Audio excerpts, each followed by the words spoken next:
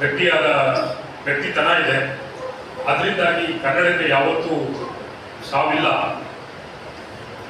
ಕನ್ನಡದ ಲಿಪಿಗೆ 1500 ವರ್ಷಗಳಷ್ಟು ಇತಿಹಾಸ ಇದೆ. ಅದರಿಂದಲೇ ಇದು ಬ್ರಾಹ್ಮಿ ಲಿಪಿನಲ್ಲಿದ್ದರೆ ಇದಕ್ಕೊಂದು ಚರಿತ್ರೆ ಇದೆ. ಕನ್ನಡ ಲಿಪಿಗೆ ಈ ಲಿಪಿ ಇಷ್ಟೊಂದು ಇದರಿಂದ ಬೆಳೆದು ಬಂದಿರೋದ್ರಿಂದಲೇ ವಿನೋಬ ಭಾವೆ ಅವರು ಕನ್ನಡದ ಲಿಪಿಗಳ ರಾಣಿ ಅಂತ ಹೇಳ್ಬಿಟ್ಟು ಕರೆದಿದ್ದಾರೆ. ಇಂತಹ ಕನ್ನಡ ನಾಡಿನ ಇತಿಹಾಸವನ್ನ ನಾವು ನೋಡಿದಾಗ ನಾವು ಎಲ್ಲರೂ ಹಲ್ಮಿಡಿ ಶಾಸನದ ನಂತರನೇ ಕನ್ನಡದ ಇತಿಹಾಸ ಸೃಷ್ಟಿಯಾಗುತ್ತೆ ಅಂತ ಹೇಳಿ ಅಂದ್ಕೊಂಡಿದ್ದೀವಿ. ಆದರೆ ಹಲ್ಮಿಡಿ ಶಾಸನಕ್ಕೂ ಮುನ್ನನೇ ಸಾಕಷ್ಟು ಅಭಿವೃದ್ಧಿಯನ್ನ ಕನ್ನಡ ಹೊಂದಿತ್ತು. ಸರ್ಕಾರ ಮೇಲೆ ಒತ್ತಡವನ್ನು ತರುವಂತ ಕೆಲಸವನ್ನ ಮಾಡಬೇಕಾದಂತ ಅಗತ್ಯ ಇದೆ. ಯಾಕೆಂದ್ರೆ ನಾವು ಇವತ್ತು ತಮಿಳಿನವರು ಅದನ್ನ ನಿಟ್ಟಿನಲ್ಲಿ ಬಳಸ್ಕೊತಿದ್ದಾರೆ. ಆದರೆ ತಮಿಳಿನ ಅನೇಕ ಶಾಸನಗಳಲ್ಲಿ ಕನ್ನಡದ ಲಿಪಿ ಇರೋದ್ರಿಂದ ಅನೇಕ ಭಾಷಾ ತಜ್ಞರುಗಳು ಗುರುತಿಸಿದ್ದಾರೆ. ನಾವು ನೋಡಿದಾಗ ತಮಿಳಿನಷ್ಟೇ ಹಳೆಯದಾದಂತ ನಮ್ಮ ಭಾಷೆ ಇದೆ. ಆದರೆ ಭಾಷೆಯ ಅಭಿಮಾನ ನಮ್ಮಲ್ಲಿ ಸ್ವಲ್ಪ ಮಟ್ಟಿನ ಕೊರತೆ ಇದೆ ಅಂತ ಹೇಳಿ ಅನಿಸುತ್ತೆ.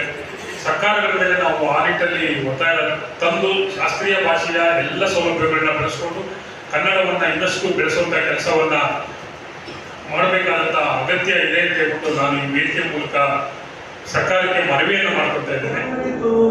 ಒಟ್ಟಿಗೆ ಬಾಳುವ ತೆರದಲ್ಲಿ ಕನಸು, ಒಟ್ಟಿಗೆ ಬಾಳುವ ತೆರದಲ್ಲಿ ಕನಸು, ಭಾವಿಸು ಕನ್ನಡ ನಿಂಟಿಮವ, ಓ ಕರ್ನಾಟಕ ಹೃದಯ ಶಿವ, ಭಾವಿಸು ಕನ್ನಡ ನಿಂಟಿಮವ.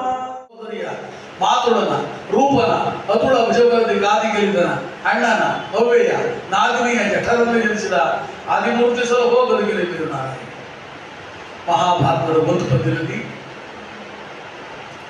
ಮಹಾಕವಿ ಇಡೀ ಭಾರತದ ಸಾರ ಸರ್ವಸ್ವವನ್ನ ಮಹಾಭಾರತದ ಸಂಕಲ್ಪ ಶಕ್ತಿಯನ್ನು ವಿಶದೀಕರಿಸಿದ್ದಾರೆ.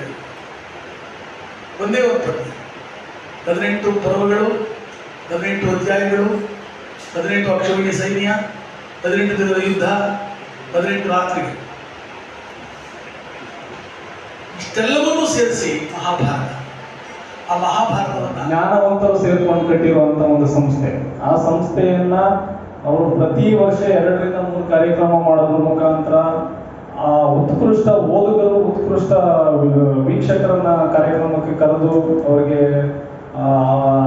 ನಮ್ಮಂಥವರ ಒಂದಷ್ಟು ಮಾತುಗಳನ್ನ ಕೇಳೋದಕ್ಕೆ, ಮತ್ತೆ ವೇದಿಕೆ ಮುಂದಿರೋರು ಎಲ್ಲರೂ ವೇದಿಕೆ ಮೇಲಿರೋರಷ್ಟೇ ಸಮಾನ ಒಂದು ಇದನ್ನ ಗೌರವವನ್ನ ಇರೋವಂಥವ್ರು. ಅಷ್ಟು ಒಂದು ಉತ್ಕೃಷ್ಟವಾದಂಥ ರೀತಿಯಲ್ಲಿ ಕಾರ್ಯಕ್ರಮ ಮಾಡ್ತಾರೆ. 10 ವರ್ಷದಿಂದ ಒಳ್ಳೊಳ್ಳೆ ಕಾರ್ಯಕ್ರಮಗಳು ಮಾಡ್ತಾ ಇದ್ದಾರೆ. ನಾನು ಬಹುತೇಕ ಕಾರ್ಯಕ್ರಮಗಳಲ್ಲಿ ಭಾಗವಹಿಸ್ತೀನಿ. ನನ್ನ ಮೊದಲ ಪುಸ್ತಕವನ್ನು ಬಿಡುಗಡೆ ಮಾಡಿದ್ರು. ಆ ಕಾರಣಕ್ಕೆ ನಾನು ಇಡೀ ಸಿರಿಗನ್ನಡ ಮಿತ್ರ ತಂಡಕ್ಕೆ ಯಾವಾಗಲೂ ಅಭಾರಿಯಾಗಿರ್ತೀನಿ. ಬರವಣಿಗೆಗೂ ಅಷ್ಟೇ ಸ್ಫೂರ್ತಿ ಮಾಡಿದ್ರು. ನಮ್ಮ ಪಡ್ಶೆಟ್ಟಿ ಸರ್ ಇವತ್ತು ಬಂದಿಲ್ಲ. ನನ್ನ ಅತ್ಯದ್ಭುತವಾದಂಥ ಒಂದು ಕಾರ್ಯಕ್ರಮ. ಈ ಕಾರ್ಯಕ್ರಮ ನನಗಂತೂ ತುಂಬಾ ವಿಶೇಷವಾದದ್ದು. ಯಾಕೆ ಅಂತ ಅಂದ್ರೆ ಇದು 10ನೇ ಸಿರಿಗನ್ನಡ ಮಿತ್ರ ತಂಡದ 10ನೇ ವರ್ಷದ ಕಾರ್ಯಕ್ರಮ ಅನ್ನೋ ಕಾರಣಕ್ಕೆ ಸಿರಿಗನ್ನಡ ಮಿತ್ರ ತಂಡಕ್ಕೆ ಒಂದು ಮೈಲುಗಲ್ಲು. ವರ್ಷಕ್ಕೆ 16 ಪುಸ್ತಕಗಳನ್ನು ಬಿಡುಗಡೆ ಮಾಡ್ತಾ ಇದ್ದಾರೆ. ಜ್ಞಾನ ಮುಂದಿನ ಅರ್ಥವಾದ ಎಲ್ಲರಿಗೂ ಸಿಕ್ಕಿ ನಿಮ್ಮಿಂದ ಮುಂದಿನ ಪೀಳಿಗೆಗೆ